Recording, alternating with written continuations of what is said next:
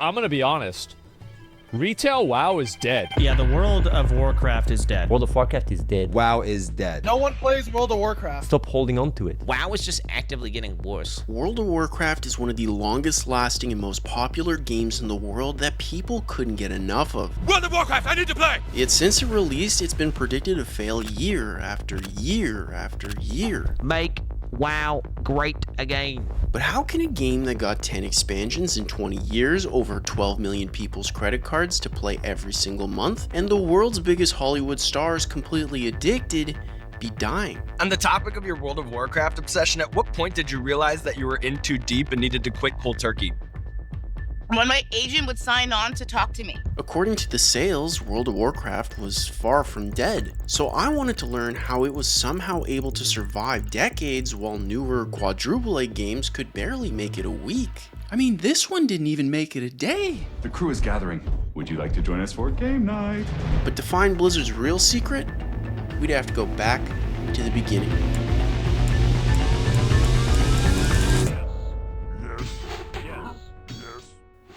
Actually, that's probably a little too far back, isn't it? Yes. 1 second.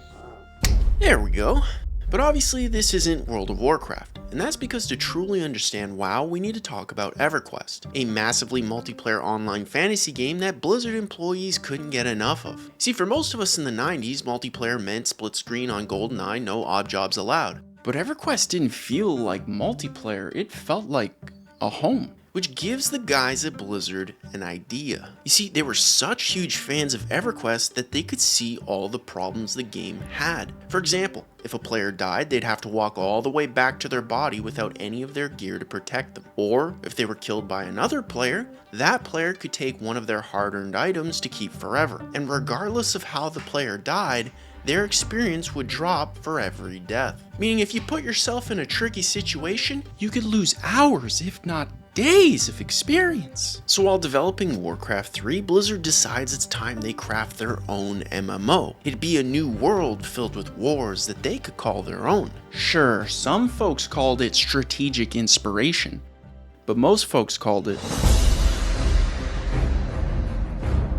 Now at this point, Blizzard's just released 3 of the world's greatest games within half the time Grand Theft Auto 6 has been in development. Look, I don't know what was in the water at Blizzard, but it was clearly working. Because when you saw a game with this logo on it, it basically guaranteed you were getting a Ratatouille moment. And World of Warcraft was no different because everyone was playing it. We're fans. I am an orc shaman. And Tom is an orc warrior. You see, Blizzard's really good at one thing most game developers seem to ignore. Where everyone else seeks to over-design new concepts or ideas, Blizzard does the exact opposite, seeking to simplify what already works. Really opening up what had been a relatively niche genre to the broader audience of gamers from all walks of life. For example, in World of Warcraft, players were split into 2 morally gray factions of Alliance or Horde, with each faction getting their own playable races, building on the tribal nature humans already have. You see, for the Alliance, you could play as Night Elves, Gnomes, Dwarves, or humans. Whereas the Horde had cows that turned to cats, religious hulks, Jamaican avatar people with tusks, and what I could only describe as people who comment skill issue.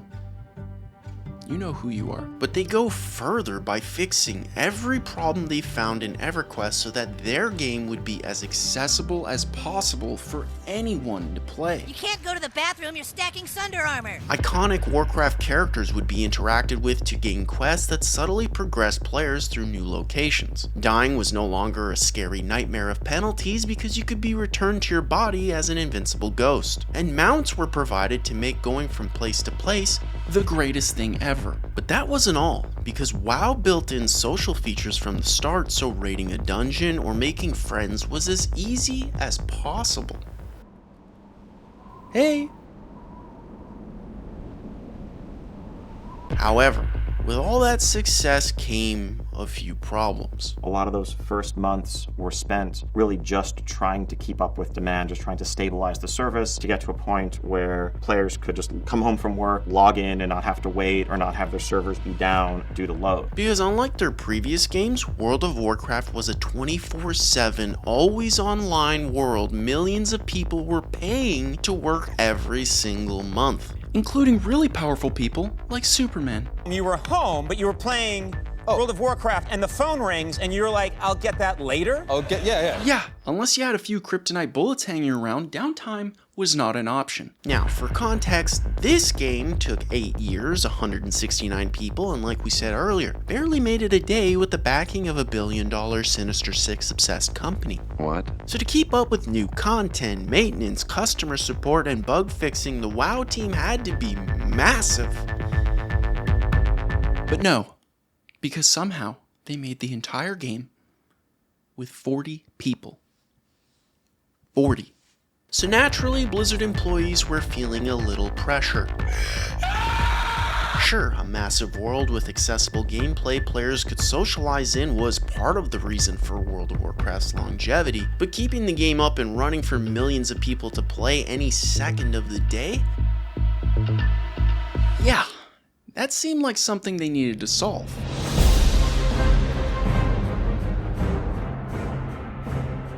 After 3 exhausting years, Blizzard hired a ton of new devs, fixed a ton of problems, and now morale's a lot higher.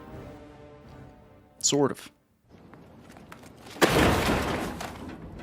But with this expansion, Blizzard's feeling confident that they know exactly why players loved World of Warcraft. Because with the Burning Crusade, they add 2 new playable races right out the gate. High fantasy blood elves for the Horde and what look like space goats for the Alliance. The game gets the level cap bumped from 60 to 70, and flying mounts are added for the very first time. Yeah. We had to figure out how to let characters fly. Except what's most interesting is Blizzard does something new that pushes the game to the next level. You see, Warcraft 3 was beloved by everyone who played it, specifically because of its story and amazing characters. So in this expansion, they bring back one of those amazing characters, Illidan frickin' Stormrage. I mean, just look at that guy. He looks frickin' Goose-tastic. But that's not all, because they also make getting to the expansion's new zone a historic event. You see, this was back when World of Warcraft was a full-time job, so the day that the expansion hits, players from all over the world collectively take a sick day to gather around this portal, the Dark Portal. What are your symptoms? I have the chills, I'm feeling nauseous, and my head's killing. And the beauty of the Dark Portal was the second that the expansion released, it'd be open for everyone to experience at the same time. It didn't matter if you were a blood elf or a space goat. Everyone was going to Outland to stop Illidan and the Burning Legion. Quite frankly, when the Burning Legion hit store shelves, everyone's 9-to-5 job went through the same existential crisis. I'm in danger! Because it sells 2.4 million copies in the first day and hits a new milestone of 10 million actively paying subscribers. Look, I'm no mathematician, but that seems like a lot of what Mr. Krabs would call money. Somehow Blizzard topped the original World of Warcraft in what looked like every way possible. There was more to do, more to earn, more to seek, more to explore. From the outside looking in, it looked like World of Warcraft would be safe so long as it focused on expanding the world with great characters players could rally towards. But if that's really all it took, then the real question was, could they do it again?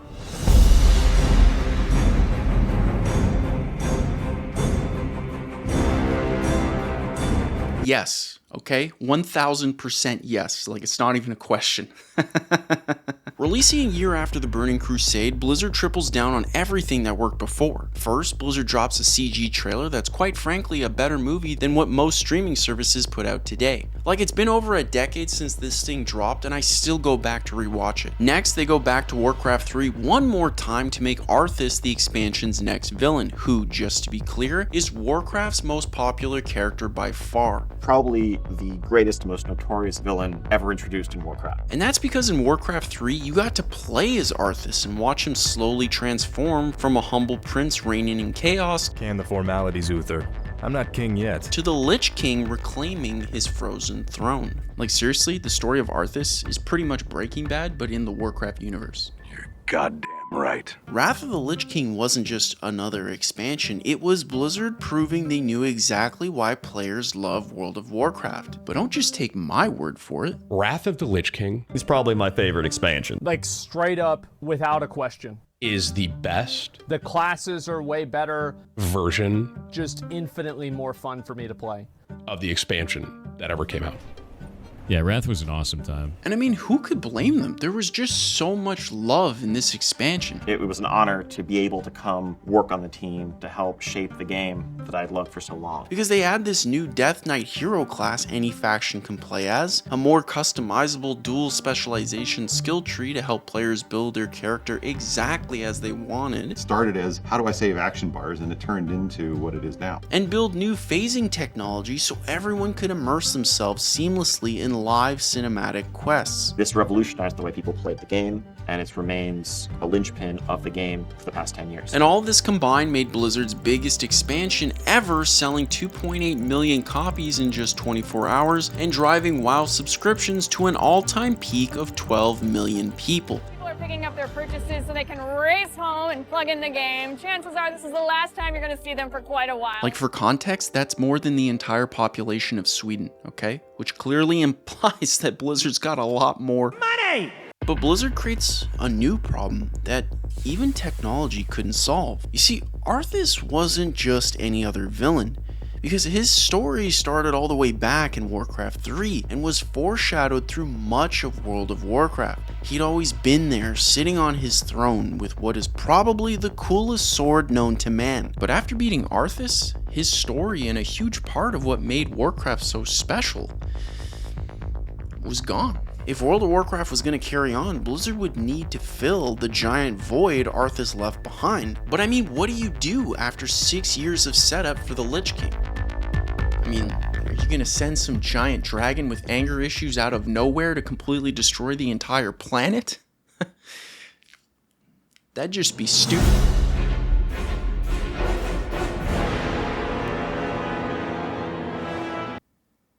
Well, okay then. Apparently that's exactly what they do. However, during development of World of Warcraft's third expansion, Blizzard gets acquired by one Activision CEO, Bobby Kotick. Our responsibility is to bring joy and fun to people around the world. Now, for the next 20 seconds, I have no choice but to speedrun you through the corporate nightmare that is Activision Blizzard, so bear with me because I promise you this is important to World of Warcraft's future. Alright, so in 1991, Blizzard becomes a real company through the power of friendship. Then in 95, a company whose only talent seems to be buying other companies buys Blizzard. But when we hit the 2000s, Bobby's company, Activision, starts making gazillions by spamming the ever-loving bejesus out of their franchises. We're talking your Spider-Man, your Guitar Heroes, your Happy Meal toys, and of course, your Call of Duties. You want the gloves off?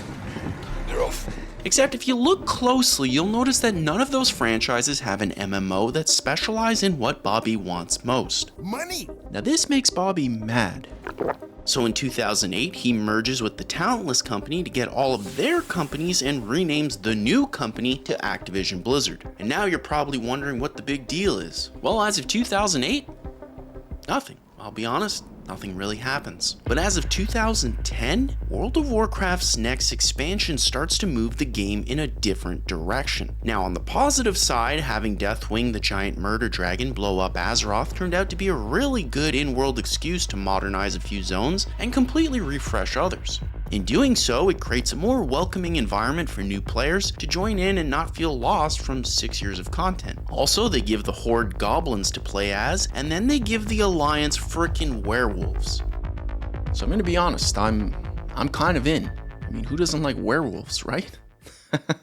But Blizzard's goal to make the game more friendly for newcomers came with a few unexpected problems. They streamlined raid matchmaking, allowing anyone to just press a button to find a group, which sounds great on paper, but in practice caused newer players unknowingly disrupting what were already impossible raids. Let's do this. Leroy Dragon! And sure, they wiped the narrative slate clean with Deathwing's angry fire, but that just caused the connection to the story to feel like it came out of nowhere. And surprisingly, the problem with the biggest repercussions? came from the in-game mounts. StarCraft II Wings of Liberty made less money than the first Sparkle Pony horse in World of Warcraft. A $15 microtransaction horse made more money than StarCraft II. Yeah, and unsurprisingly, this left a lot of fans with foresight for the future feeling salty. Fucking best mount in the game. I don't even care. I don't even care. This makes me mad. See, previously you'd buy World of Warcraft and the expansion, pay a monthly sub, and away you went. Excited. Very excited. This, albeit an unintuitive strategy, financially incentivized Blizzard to make great content, because if they didn't, then no one would buy the expansion, which of course would put them in a lot of trouble. Except with this new microtransaction-based strategy, that was no longer the case. Because if they were able to make something in 5 minutes with one person that outsold something that takes an entire department to make in 7 years, well, I don't want to live on this planet anymore. Regardless, Cataclysm sold a record-breaking 3.3 million copies in a single day and regained 10 of the 12 million subscribers that Arthas gave Blizzard. So technically, World of Warcraft was safe. I'm gonna go home and put the heck out of this thing. But when we look closer, we can see players weren't as satisfied as they once were. Sure, Azeroth was completely revamped, but no one really experienced it necessarily. Players just sort of logged in and, oh, I guess I spawn here now. Also, the whole murder dragon that destroys the entire planet narrative, it just kind of fizzles out like a Disney movie, which like, it isn't even a bit. It straight up has the same castle and firework ending. You are Azeroth's true guardians, and the future of this world is in your hands. Who greenlit that? But let's be real, okay? After amazing expansions like Burning Crusade or the Wrath of the Lich King, Feels great. players were fine tolerating a so-so expansion. I've been waiting long enough. 10.5-hour shift to work, 6-hour wait for the game. It's a good day. Because they knew Blizzard was cooking the next big expansion, with awesome characters who used crazy magic, wielded the sickest swords, or whatever the heck Green Jesus is apparently capable of. You see, after taking down Benedict Cumberbatch, the world was hyped for whatever insane, muscle-bound, fire-breathing Warcraft setting Blizzard was cooking next.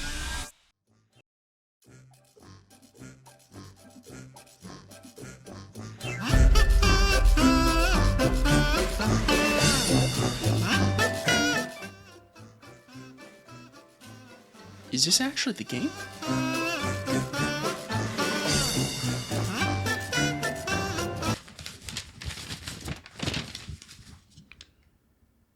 Okay, so apparently pandas are in. Now, while this is 1000% a curveball, Mists of Pandaria came packed with a surprising amount of goodies. First off, Master Shifu is beyond thrilled. Next, the game adds the Pandarin as a faction-fluid playable race capable of using the new Monk class, which is a first for the series. They center the game's theme around Chinese culture and architecture that quite frankly looks incredible. And lastly, they add a Pokemon pet battle system. So here's a look at what it would look like. This is just a mock-up.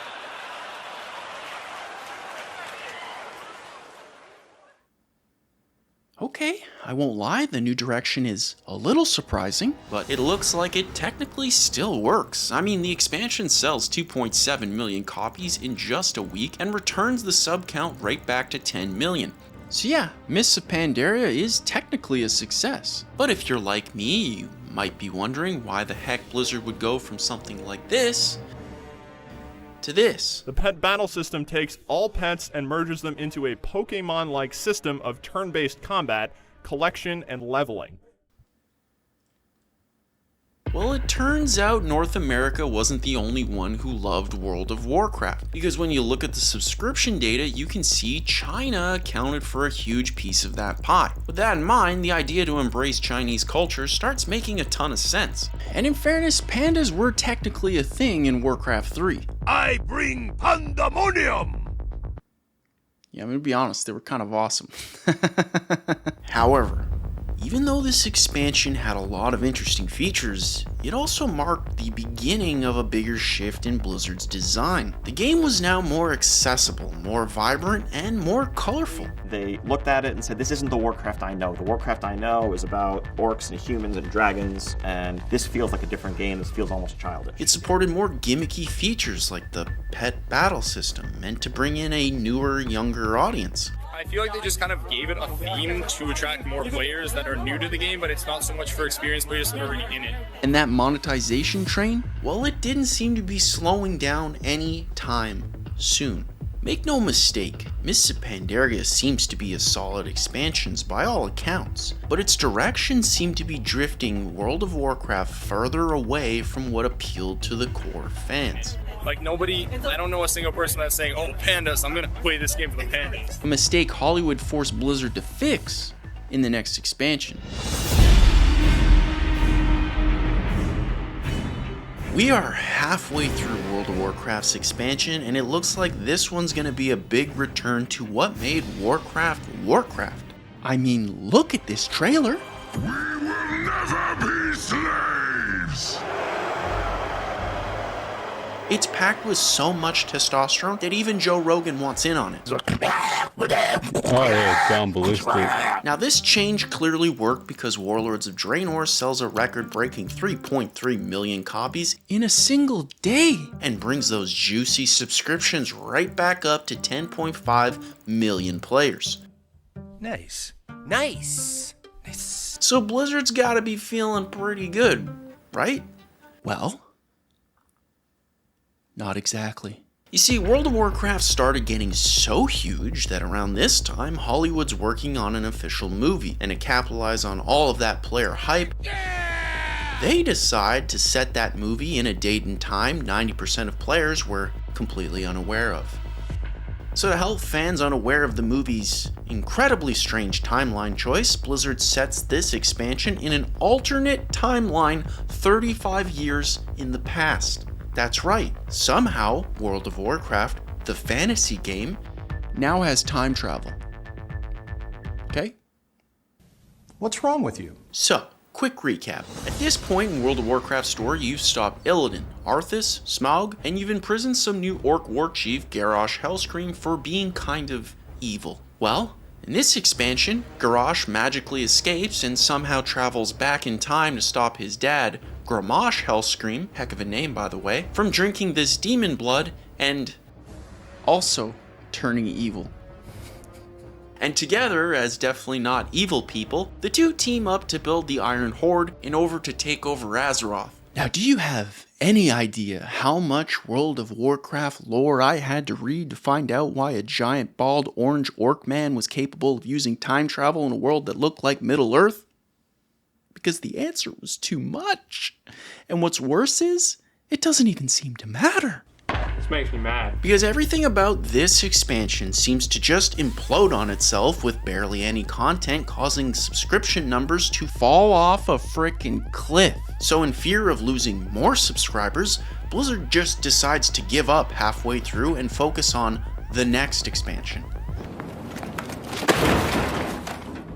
Which, like, okay, sure, but now like me, you're probably wondering what the heck this expansion even did. Well, it updates the character models to look less nightmare-y and brings the magic of the Sims games to World of Warcraft through a new base building feature that they call garrisons. The garrison was a persistent space of your own in the world that you could customize as you saw fit. Because as you can probably tell, people who like this... I'm coming up with 32.33, repeating of course, percentage of survival. And people who like this... would clearly be the same person. Also, for roughly the same price as the expansion itself, players can now pay to boost any character to level 90 or buy in-game gold, which is the game's currency, with real money using a new currency called the WoW token. It's a way for players to exchange with each other time for in-game currency. I fundamentally love when games add multiple levels of currency to their game. It's always a great sign. Always. Because why play years of critically acclaimed content when you can just buy your way through with zero context of what's actually happening? Now, how do players take this? Not well. In fact, the only positive thing I could find about Warlords of Draenor seems to be the Joe Rogan trailer. Like I said before, after players saw how little content the expansion really had, subscriptions fell so far that Blizzard just stopped reporting them altogether. To this day, no one knows the official subscription numbers because of how bad this expansion bombed. This expansion was terrible. Almost all of the tier list videos have "this is the worst." Then something new happened. Oh my god! Oh my god! Fire! Oh, fire! Oh my goodness! See, those subscriptions, they just kept falling. And falling. And falling.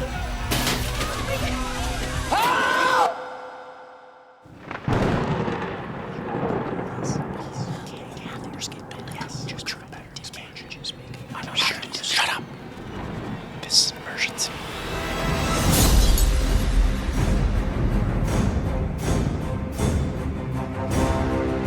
Okay, so in an act of what looks very much like desperation, Blizzard goes back to the drawing board and basically tries to recreate all of these expansions while simultaneously trying to forget these. Which causes them to bring Illidan back using the magic of plot and drop one of the sickest trailers they've had in a long time. I mean, everything about that trailer is just mwah, so it has to be good, right? Well, the answer is yes, because Blizzard pulls out all the frickin' stops. They bring back Burning Crusade's Illidan. They add a new Demon Hunter class like they did in Lich. They add new artifact weapons to let players craft iconic Warcraft weapons for themselves. They add the giant and beautiful city of Suramar to explore. And because the Burning Legion is back, they add super cool invasions that happen sporadically in the world that anyone can take part of. That was such uber ponage. I mean, this was one of the first expansions I ever had, and like, I remember going in, you'd see the invasions, and everything was just sick, and you felt like you were part of something, and it was like, it felt awesome. Legion is sick. So it's not a shock whatsoever to see that Legion sells 3.3 million copies in a single day, proving that World of Warcraft was not only back, but it was safe once again.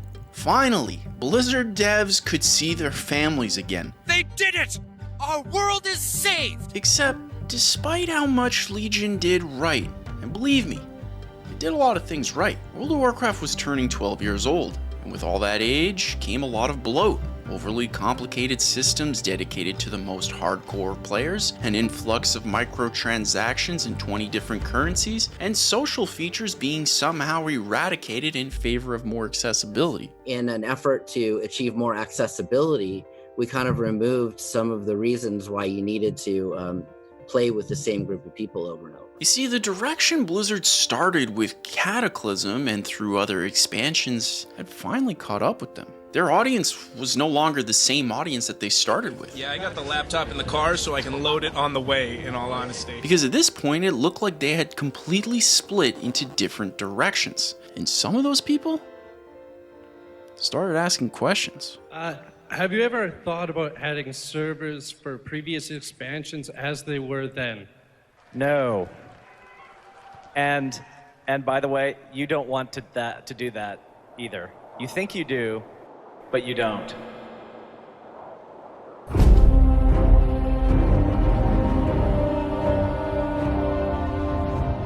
Now, I'm not gonna lie, straight up telling your most dedicated customers at an event that they paid to be at that they were the ones that were actually wrong? It's a bold strategy, Cotton. Let's see if it pays off for them. But despite Blizzard's response of knowing exactly what's best for the average World of Warcraft player, they also realized that maybe they did stray a little far from the old days of Alliance versus Horde. You are Azeroth's true guardians. Seriously though, who greenlit that? So, with Battle for Azeroth, their idea is, and please stop me if you've heard this before, to go back to what made Warcraft. I mean, look, even the cover art is a reference to the original Warcraft games. But I'm not gonna lie, there's something I just don't understand. in this situation? See, after 14 years of expansions, the Alliance and Horde have overcome the world ending like 7 times. They killed a Lich together, a Demon Hunter, a Lord of the Rings character. They figured out time travel. Oh yeah, and a god the size of a planet stabs the world with his sword. Which, yeah, by the way, that happened. So I guess my question for the whole bringing back the Alliance versus Horde hating each other thing would be, why? Why? Why? Our responsibility is to bring joy and fun to people around the world.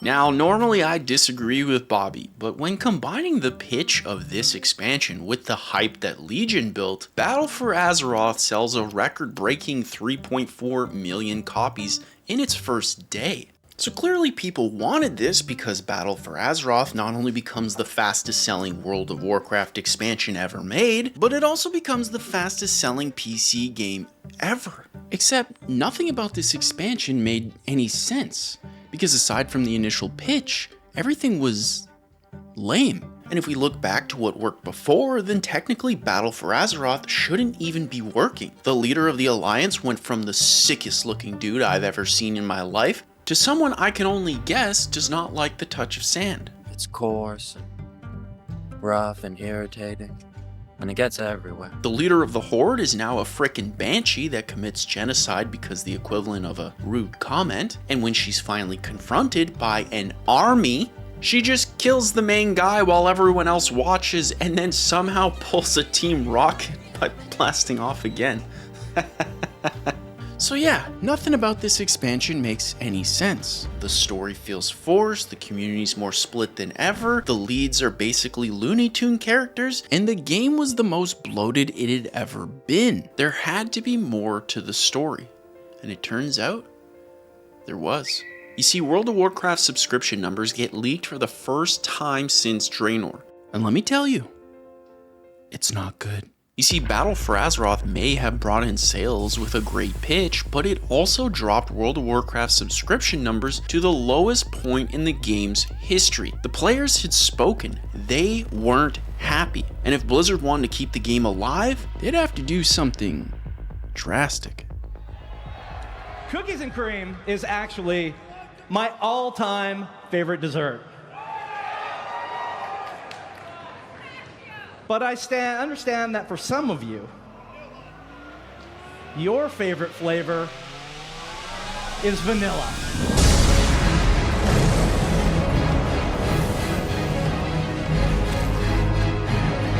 Wow. I mean, to go from the guy who said that everybody else was wrong and that they knew the answer the entire time, only to be that same guy on stage giving them exactly what they wanted. You don't want to do that. That might be one of the most embarrassing things I've ever seen. But I'm gonna go out on a limb and guess that players were A-okay with that. Feels great. Now, for those of you who don't know, in 2019, Blizzard brings grown men to tears by doing the unthinkable and completely reviving the original World of Warcraft exactly as it was in 2004, which is insane. Oh, I started tearing up. I really did, and I barely heard about the new expansion. Because the only other company I can think of that's done anything like this is the Halo guys, and we saw exactly how that turned out, didn't we? It still hurts to this day. But this was a way bigger deal than most people thought, because for the very first time in World of Warcraft history, players could actually compare what Classic did versus what Retail did without any of the magic of nostalgia. It wasn't some theoretical member berry anyone could shrug off anymore. Because the differences were clear. You see, when it came to Classic, World of Warcraft didn't feel like a game to players. It surprisingly seemed to come off more like an early social network with plenty of earnable accolades to show off your hard work. What got you the role in Twisters? Yeah, I see why you got the role. Whereas Retail was kind of the complete opposite. It was a mess of microtransactions, confusing plot lines meant to pump subscriber numbers up, and 20 different underlying gameplay systems tailored to multiple highly specific groups of people. It's just simply not something I'm not interested in anymore. Seriously, Retail had to maintain the pet battle fans, the garrison fans, the artifact fans, the PvP fans, the PvE fans, the mount fans, the flying mount fans, and raid fanatics who were obsessed with playing the game with hundreds of screen cluttering add-ons. Like, honestly, I'm just amazed that the Blizzard devs are still alive, quite frankly. Except, here's the real kicker. It really wouldn't matter which version anyone liked more because Blizzard decides to support them all. If the developers barely saw their families before, it was about to get a lot worse. In 2020, Shadowlands brings the Lich King back only to be killed instantly so his helmet can open a giant portal to the afterlife. In 2021, everyone calls in sick again to experience the Dark Portal one more time. In 2022, Arthas returns despite what Shadowlands just told us, and Dragonflight creates an entirely new audience. In 2023, Blizzard confuses everyone once more by making yet another version of Classic. And in 2024, they join the Battle Royale craze 7 years too late, bring back Benedict Cumberwing, and also drop the War Within expansion as the first of an upcoming 6-year trilogy that acknowledges the giant sword-shaped elephant in the room. You see, the game just keeps going and going. But the real question we all want to know is, why? The most obvious answer has always and will always come down to money, which when we do the math is kind of hard to argue. Assuming you've played from the day that the game released, bought every expansion, and never missed a month of subscriptions, you would have spent around $3,667.60, or when you account for the 20 years of compounding inflation, $4,968.38. You what? Except money isn't the cause, it's the result. Because the real answer is much simpler than that. Looking back, World of Warcraft is at its best when it focuses on core MMO gameplay with a grounded Warcraft story players can experience together. And it's clearly at its worst when it focuses on everything outside of that, like gimmicky systems, monetization, or endings that bring a smile to Disney. Yet at the heart of every good and less good expansion has always been the exact same thing. People. People who lined up hours at a midnight launch just to play early. Waiting for the World of Warcraft expansion to come out. Who collectively called in sick to go through the Dark Portal with everyone else. So tonight I'm gonna buy it, go set it up, and play all night long. Who started friendships with a simple wave. Who screened Leroy Jenkins. Who bought this specific mouse or built an overly expensive PC only to play this specific game. You see, it all comes down to people. Blue-collar workers, white-collar workers, celebrities, moms, dads, or people who use table salt to protest $25 mounts.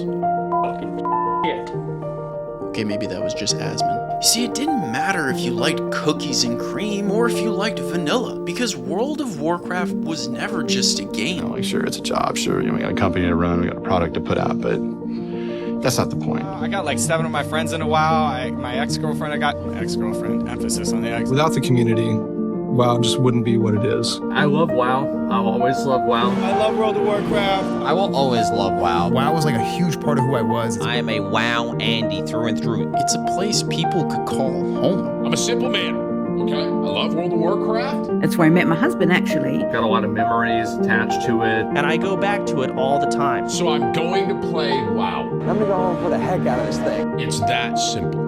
We're all kind of united by this space, that we spend a lot of time in, and that's a very special thing.